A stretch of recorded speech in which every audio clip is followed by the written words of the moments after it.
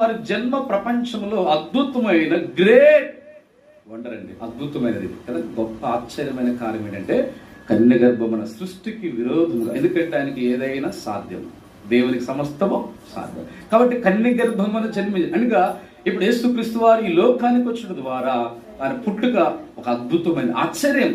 అందరూ చూస్తే ఆయన జీవితం కూడా ఒక ఆశ్చర్యం. ఏంటండి ఆయన జీవితం, ఆయన మాటలు చూస్తే ఆశ్చర్యపోయారంట. ఏంటంటే ఆయన మాటలు ఎక్కడికి, ఆయనకి విద్య చదువుకోలేదు తెలుసా. యేసుప్రభుడు ఎక్కడ ఏ స్కూల్కి వెళ్ళి చదువుకున్నాడు కాదు ఆయన. ఆయనకి దేవుడికి చదువులేదు, దేవుడికి ఆయనకి హిందీ వచ్చి అంటే హిందీ వచ్చా, యేసుప్రభుడికి ఇంగ్లీష్ వచ్చి అంటే వచ్చారు అదమ్మా. ప్రపంచం మొత్తం ఆయనకే వచ్చి మనకి రావు. అన్ని భాషలు వచ్చిన ఒక్కళ్ళని ఉన్నారు ప్రపంచంలో, ఒక్కళ్ళు కూడా లేరు ప్రపంచంలో. దాదాపు బైబిల్ ఇప్పుడు 3000 భాషల్లో ఉంది, అంటే 4000 భాషలు పైగా ఉన్నాయి సుమారుగా. 4000 భాషలు వచ్చిన ఒక వ్యక్తిని చూపించాను ప్రపంచంలో ఎవరైనా? ఎవరు లేరు ప్రపంచంలో. భాషలకే కర్త యేసుప్రభువు.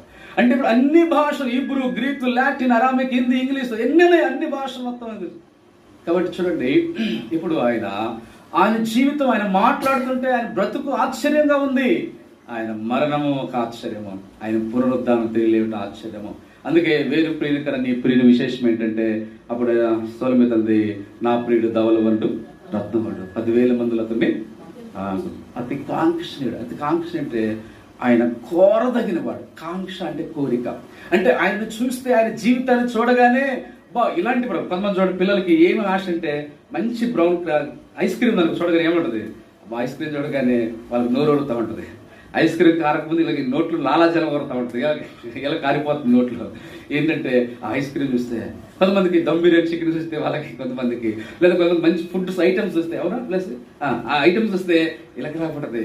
అంతే, నాకు బాగుంటే బాగుండే, అది నాకు కావాలి, తింటే బాగుండే అని కోరుకుంటారు కదా. యేసు ప్రభు జీవితాన్ని ఆయన రుచి చూస్తే, ఆయన లైఫ్ హిస్టరీని ధ్యానం చేస్తే, ఆయన బైబిల్, ఆయన చరిత్ర చదివితే ఖచ్చితంగా హృదయపూర్వకంగా, యథార్థంగా, నిష్పక్షపాతంగా, సత్యాన్ని తెలుసుకోలేని మంచి మనస్సాక్షి చదివితే ఖచ్చితంగా నాకు యేసు ప్రభు కావాలని కోరుకుంటారు. అంటే అలాంటిది ఆయన జీవితం. గమనించండి, ఈ లోకంలో అలాంటి జీవితం ఎవరికి లేదు. ఇది రారు కూడా అలాంటి జీవితం, ఏ మానవుడు రారు అలాంటి వాడు. కాబట్టి గమనించితే అతి కోరదగిన వాడు. అతి కాంక్ష అర్థము ఎక్కువగా నాకు కావాలి ప్రభు అనుకుంటారు. తెలిస్తే ఆ ప్రభు నాకుంటే చాలు అనుకుంటారు, నా ప్రభు ఉంటే నాకు చాలు. అలాగే చూడండి, ఇలా అలాంటి ఆశ్చర్యకరుడు. ఆ తర్వాత ఆలోచన కౌన్సిలర్, మంచి ఆలోచనకర్త.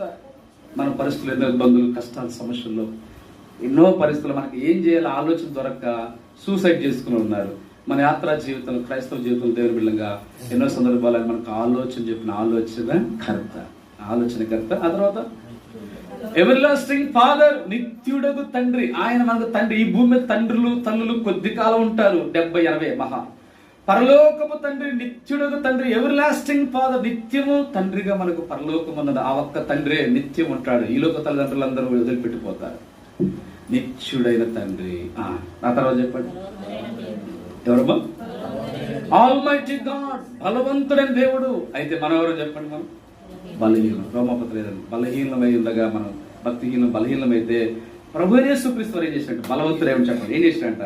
మన బలహీనతలు ఆయన సహా ఊహించి, మన బలహీనతల్లోంచి లేవనెత్తి మనల్ని బలపరుస్తూ వచ్చినాడు. బలపరిచిన దేవుడు ఆయన బలవంతుడు, మనము బలహీనం. ఇప్పుడు కాగా క్రీస్తు యేసునందు కృప చేత మీరు ఇప్పుడు ఏం అవుతున్నాం? బలవంతులు. ఇప్పుడు మనం కూడా ఈ లోకంలో చూడండి, రక్షణ లేకుండా పాపంలో రాజులు సైతం, ప్రైమ్ మినిస్టర్ సైతం, గొప్పవాడు సైతం, మినిస్టర్ సైతం, గొప్ప గొప్ప వాళ్ళు, శాస్త్రవేత్తలు, అంటే దేవుని నమ్మనులు, వాళ్ళందరూ ఎవరో తెలుసా? దేవుని దృష్టిలో బలహీనులు. రక్షించబడిన మనమందరం బలహీనమే. ఇప్పుడు రక్షించబడిన మనల్ని ఏం చేశాడు చెప్పండి? దేవుడు బలవంతులుగా పాపం నుంచి విడిపించాడు, లోకం నుంచి విడిపించాడు, సాతాను నుంచి విడిపించాడు. ఇప్పుడు మనం క్రీస్తుని వెంబడిస్తున్నాం, ప్రభువుని ఆరాధిస్తున్నాం, ఆయన వాక్యంలో నిలబడుతున్నాం, ఆయన కొరకు శ్రమలో నిలబడుతున్నాం, ప్రభువుని వెంబడిస్తున్నాం. బలవంతులు చేసే పనులు ఇవి. ప్రభువు కొరకే జీవిస్తారు, పరిశుద్ధంగా జీవిస్తారు, బలవంతులు ఆత్మీయంగా జీవిస్తారు, ప్రభువుని వెంబడిస్తారు, ప్రభువుతో జీవిస్తారు, ప్రభువుపై నిలబడతారు. శ్రమల్లో కూడా బలహీనలైతే పడిపోతారు, బలహీనలు తొట్టిల్లుతారు కదండి. ఇప్పుడు దేవుడు బలవంతుడై ఉండి బలహీనమైన మనల్ని ఏం చేసినట్టు ఆయన బలపరిచినాడు. అందుకే ఆయన ఆరాధించాడు. ఆ తర్వాత చదవండి, సమాధాన, ద ప్రిన్స్ ఆఫ్ పీస్, సమాధానకర్త, అధిపతి.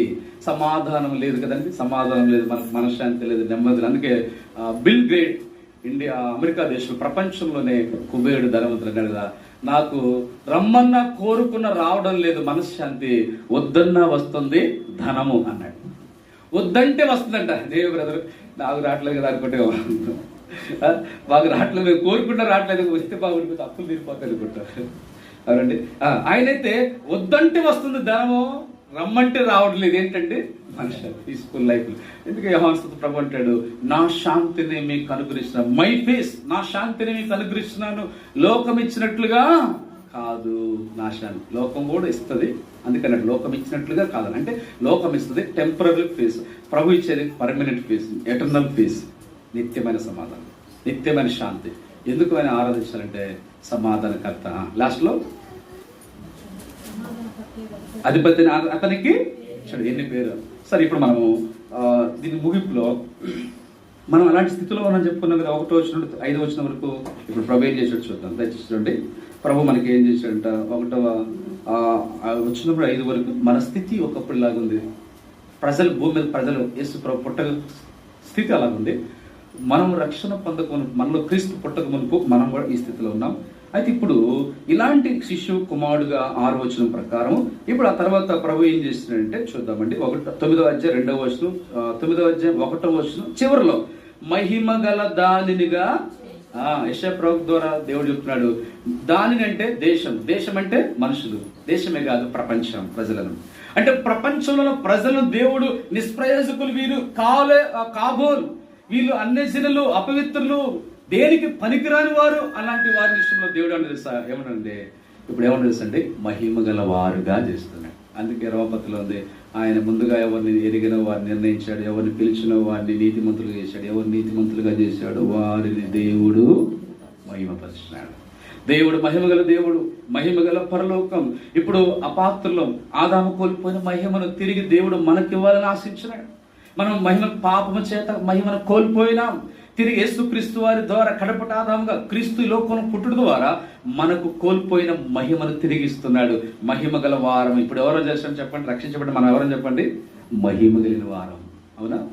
ఒకరు మనకు అర్థం కావట్లేదేమో, నేనే మహిమ గల, నాకేమన్నా రక్షణ పొందటమే. మన జీవితంలో పరిశుద్ధతను కలిగి జీవించటం, మహిమ గల దేవుణ్ణి కలిగి ఉంటాం, మహిమ గల దేవుణ్ణి ఆరాధిస్తాం, మహిమగల జీవితాలు జీవిస్తాం, మహిమగల వారంగా చేయబడడం, మహిమగల రాజ్యానికి వారసులుగా చేయబడడం, ఒక దినమున ఎటర్నల్ గ్లోరీ, ఆ మహిమలో నివసించబోతున్నాం. అందుకే మనము మహిమగల వారము. కాబట్టి ఇప్పుడు దేవుని ఎందుకు ఆరాధించాలంటే, ప్రభు మహిమగల దేవుడు మనల్ని కూడా మహిమగలిగిన వారిగా. అందుకంటే యోహాను 10వ అధ్యాయంలో తండ్రి నీ యొద్ద నాకు ఎట్టి మహిమ ఉందో అట్టి మహిమతో వీరిని కూడా మహిమపరచు. అదే ప్రభు మనకు మహిమించినాడు. మనం ఎవరో తెలిసి ఇప్పుడు మహిమ కలిగిన ప్రజల, మహిమ కలిగిన వారం. చివరిలో మనం ముగింపులో చూద్దామంటే 9వ అధ్యాయంలో ఆయన చీకటి, ఈ చీకటి అనేది చివరి పుస్తకాలు, పాత నిబంధన మలాకి, చరిత్రలో చూస్తే నెహెమ్యా గ్రంథం చివరి పుస్తకాలు. అంటే ఆ తర్వాత మనం చూస్తే మత్తయి సువార్తకు మలాకి మధ్యకాలము 400 సంవత్సరాలు డార్క్ పీరియడ్, చీకటి యుగం. ఇప్పుడు అలాంటి చీకటిలో ఇదిగో అరుణోదయపు నక్షత్రం, వేకో చుక్క, మార్నింగ్ స్టార్, యాకోబులో నక్షత్రము ఉదయించను, చీకటిలో నక్షత్రం ఉదయించింది. మలాకి 4:2 నీతి సూర్యుడు మీ కొరకు ఉదయించినాడు. ఇప్పుడు చూడండి, ఇప్పుడు మనకు ఒకప్పుడు చీకటి, ఇప్పుడు ఏంటంటే మనకి ఇప్పుడు వెలుగు. దేవుడు గాడ్ ఇస్ లైట్, దేవుడు వెలుగై ఉన్నాడు. ఆయన వెలుగుగా ఉండి ఏమంటే, నేను I'm the light of the world. ప్రభు అన్నాడు, you are the light of the world. నేను లోకానికి వెలుగు. తర్వాత అన్నాడు, మీరు ఇప్పుడు లోకానికి, లోకం, యోహాను 1వ అధ్యాయం, లోకంలోనికి నిజమైన వెలుగు నేను, అది లోకంలోనికి వచ్చి ప్రతి మనుషుణ్ణి వెలిగిస్తుంది. ఇప్పుడు ఫస్ట్ వెలుగు, ట్రూ లైట్, నిజమైన వెలుగు, ఫస్ట్ లైట్ ఏంటంటే జీసస్ క్రైస్ట్. ఆ తర్వాత శిష్యులు వెలిగించబడ్డారు. ఒక కొవ్వొత్తి చూద్దాం, మరొక కొవ్వొత్తి వెలిగించినట్లుగా ప్రభు మనల్ని వెలిగించిన వాడు ఉన్నాడు. ఆయన మనం వెలిగించాడు. రక్షించబడ్డమే మనం వెలిగించబడ్డాం. కాబట్టి చూడండి, వెలుగు ఆ తర్వాత మహిమగా వారు చేశాడు, వెలుగుగా చేశాడు.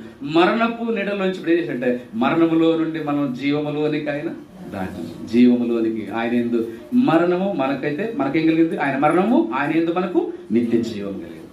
ఇప్పుడు మనకు జీవము కదా, ఆయన ద్వారా ముక్తి, మోక్షం మనకు వస్తుంది.